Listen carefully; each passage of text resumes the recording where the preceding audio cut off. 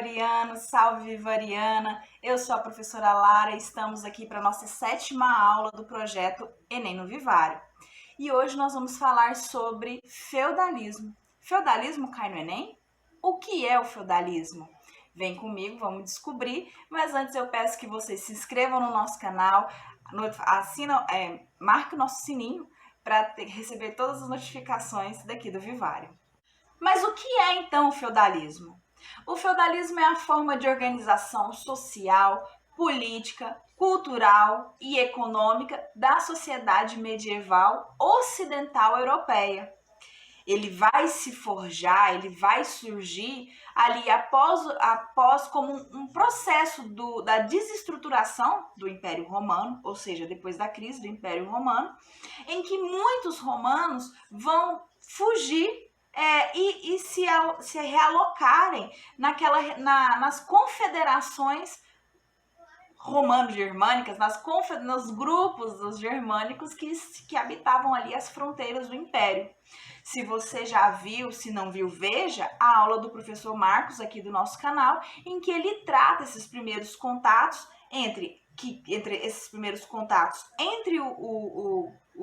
os povos germânicos que vão ali habitar as fronteiras do Império Romano em crise e como que esses romanos, para fugir da taxação de impostos, para fugir dos elementos de crise, vão procurar guarida, vão se inserir lá no meio dos povos germânicos. Profundamente influenciado por essa crise do Império Romano e por esse processo de desestruturação, esse contato entre as confederações dos povos germânicos que vão estar na fronteira ali do Império Romano e vai servir como guarida a muitos romanos, né, que vão sair, que vão fugir do Império e vão se instalar junto a esses povos germânicos. Isso vai trazer uma troca cultural e elementos de ambas as culturas. Então, e o feudalismo vai ser gestado, vai ser formado nessa mistura de elementos. Então, o feudalismo, ele vai trazer a característica cristã, o valor do cristianismo como religião, e o colonato, que é o ato de doação de terras, e do patronato, que é o ato de proteção em troca dessa doação. E por sua vez, isso como valores romanos, e por sua vez, como valor germânico, ele vai trazer o comitatus. O que é o comitatus? A lógica de fidelidade. Como nós estamos falando de valores de diferentes culturas, quando eles se encontram, eles ganham novos significados, novas roupagens. E o feudalismo, ele vai ser isso, ele vai ser o resultado desse encontro. E como que isso vai funcionar? O comitatus, essa lógica de fidelidade entre os homens, e o colonato, que é a doação de terras em troca da proteção, isso vai forjar princípios fundamentais do feudalismo. Qual é? A relação feudo-vassálica e a relação de senhorização. A estrutura da sociedade feudal, ela vai se dar em o que a gente chama de ordens sociais, de 3 ordens. O clero, a nobreza e os camponeses. O clero, ou os oratores, vão deter a função de orar e conduzir a sociedade conforme os preceitos cristãos. Eles vão ser vistos pela sociedade como um vínculo entre Deus e os homens. A nobreza, majoritariamente composta pelos senhores, eles vão ter a função de defender a cristandade dos seus algozes contra os inimigos da fé e defender a igreja e etc. E os camponeses, a função deles vão ser os laboratores, a função é trabalhar na terra, né? E esses camponeses, eles podem ser tanto camponeses na condição de servo, que é aquele que está atrelado, fixado à terra do senhor feudal, ou eles podem ser camponeses livres, que podem transitar entre um feudo e outro e não estarem ligados diretamente à terra. Então, eles poderiam estar num feudo ou estar em outro feudo. As relações de dependência na sociedade feudal, ela é muito típica, ela é muito característica. A primeira que a gente tem que destacar é a vassalagem. A vassalagem ou as relações feudo-vassálicas são relações de fidelidade e benefício comuns entre um suzerano e um vassalo. Suzerano normalmente é um senhor feudal em que faz a doação de terras a um outro nobre ou alguém da mesma estirpe, um clérigo, alguma coisa, e esse vassalo ele vai ter obrigações militares, benefícios, honras para prestar para esse suzerano. O primeiro suzerano de todos normalmente é o rei, em que o rei vai ter os seus vassalos, que em caso de guerra, em caso de conflito, em algum caso, eles vão, além de prestar homenagem, fidelidade, etc., eles vão em socorro do seu suzerano. No caso da sociedade feudal, esse vassalo, que é vassalo desse suzerano, ele pode se tornar um novo suzerano de um outro vassalo.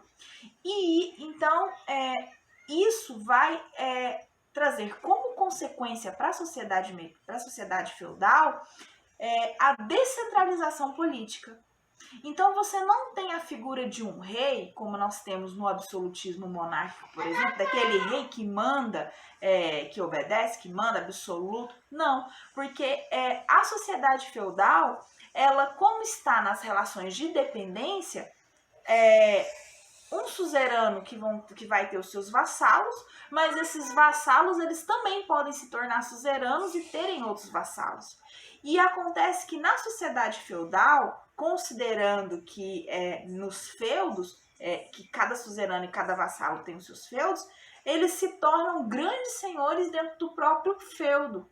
Então, mais ou menos em século XI, século XII, é muito característico da sociedade feudal que muitos senhores feudais, que não são rei, que não é o rei, tenham poderes políticos, econômicos e tem uma teia de relações entre outros nobres, entre família nobres, muito alta. A ponto, inclusive, de declararem guerras a reis e terem conflitos com personagens régios, né? Que são os típicos conflitos regio-nobiliárquicos que a gente fala sobre a sociedade feudal. Isso, relação feudo-vassálica entre os nobres e entre os clérigos, entre os estratos sociais mais privilegiados. A relação do senhor feudal com o camponês se dá pelo nome de senhorização.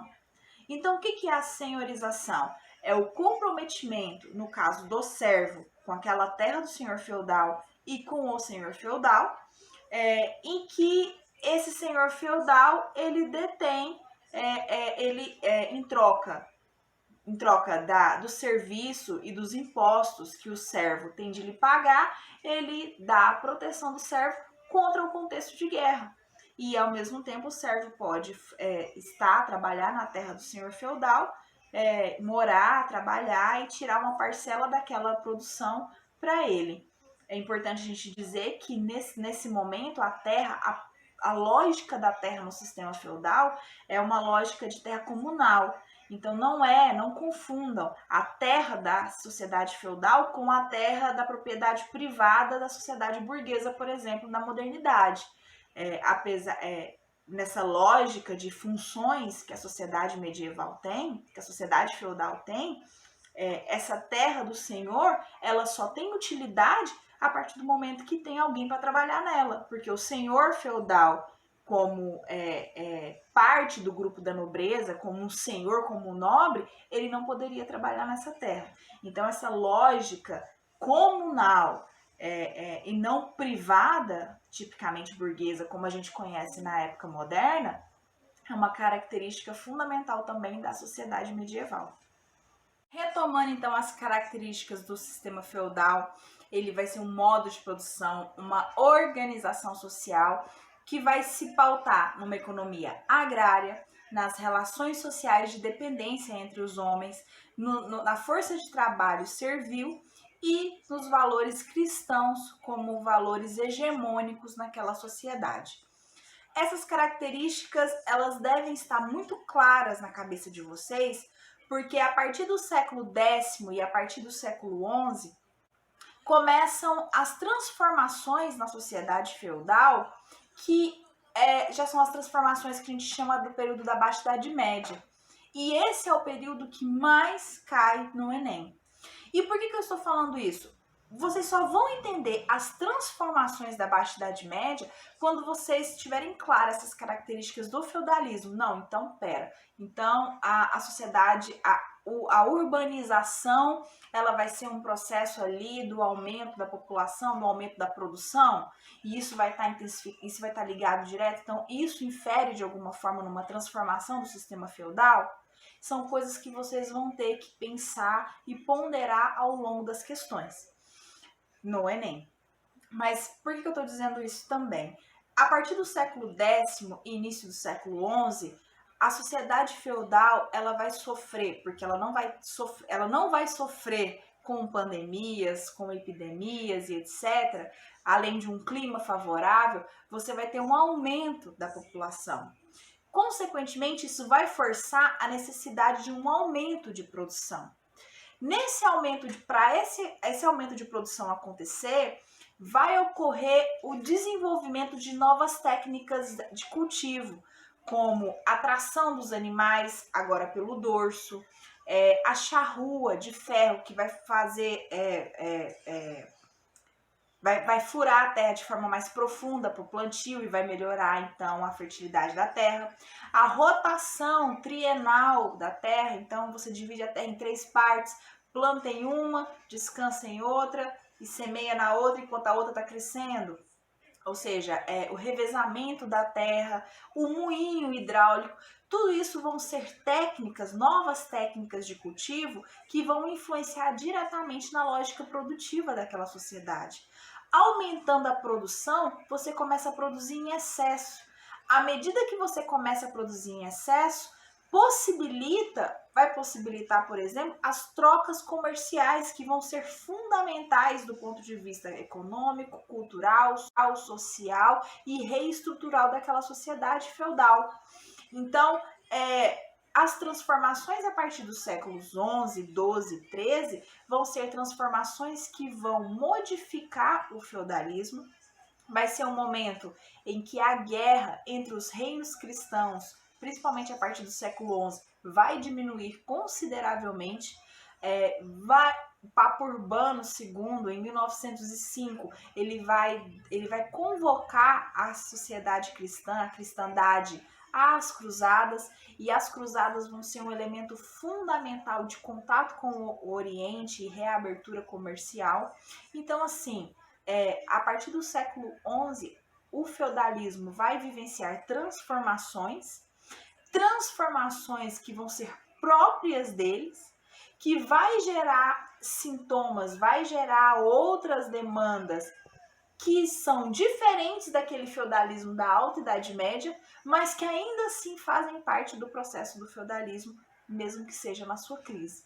Então, o renascimento urbano, o renascimento cultural, a sociedade medieval europeia ocidental a partir do século XIII, com todas as novas demandas, ainda é uma sociedade feudal, mas uma sociedade feudal que está passando por um processo de transformação.